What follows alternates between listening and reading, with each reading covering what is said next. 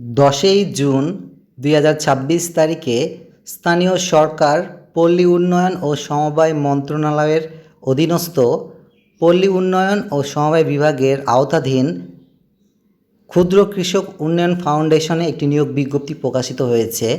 সম্পূর্ণ আবেদনটি বাংলাদেশের প্রকৃত নাগরিকদের নিকট হতে অনলাইনে sfdf.teletalk.com.bd ওয়েবসাইটে আবেদনপত্র আহ্বান করা যাচ্ছে। অনলাইন ব্যতীত কোনো আবেদনপত্র গ্রহণ করা হবে না।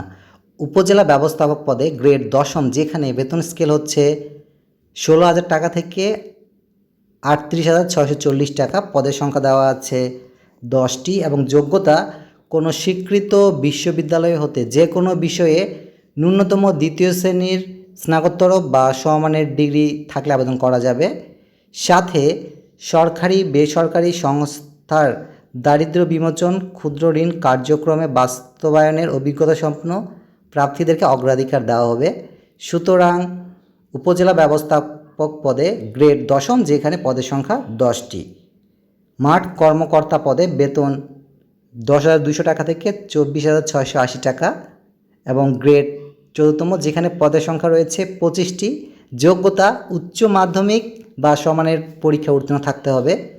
সাথে সরকারি, আধা সরকারি, স্বায়ত্তশাসিত ও বেসরকারি সংস্থায় ঋণ কার্যক্রম ও কম্পিউটার পরিচালনার অভিজ্ঞতা ব্যক্তিদেরকে অগ্রাধিকার দেওয়া হবে। সর্বোচ্চ বয়স সীমা 35 বছর পর্যন্ত শিথিলযোগ্য রয়েছে মাঠ কর্মকর্তা পদে এবং পদের সংখ্যা 25টি।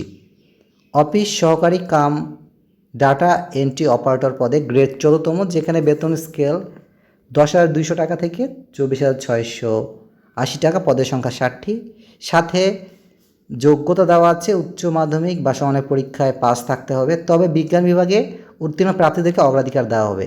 ডাটা এন্ট্রি অপারেটর হিসাবে দক্ষতা থাকতে হবে। ড্রাইভার পদে গ্রেড 14তম, যেখানে বেতন স্কেল 10,200 থেকে 24,680।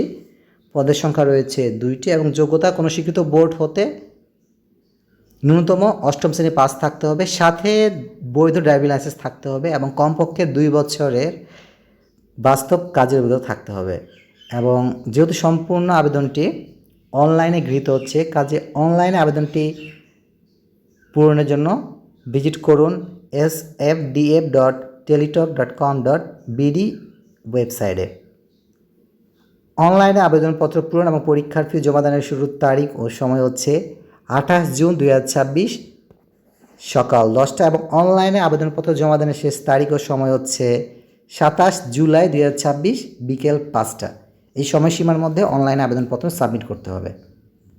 অনলাইনে আবেদনপত্র সাবমিটের জন্য একটি রঙিন ছবির প্রয়োজন, যার দৈর্ঘ্য হবে 300 এবং প্রস্থ হবে 300 পিক্সেল এবং একটি স্বাক্ষরের প্রয়োজন, যার দৈর্ঘ্য হবে 300 এবং প্রস্থ হবে 80 পিক্সেল। ছবির ক্ষেত্রে সর্বোচ্চ সাইজ 100 কিলোবাইট এবং স্বাক্ষরের ক্ষেত্রে সর্বোচ্চ সাইজ 60 কিলোবাইট।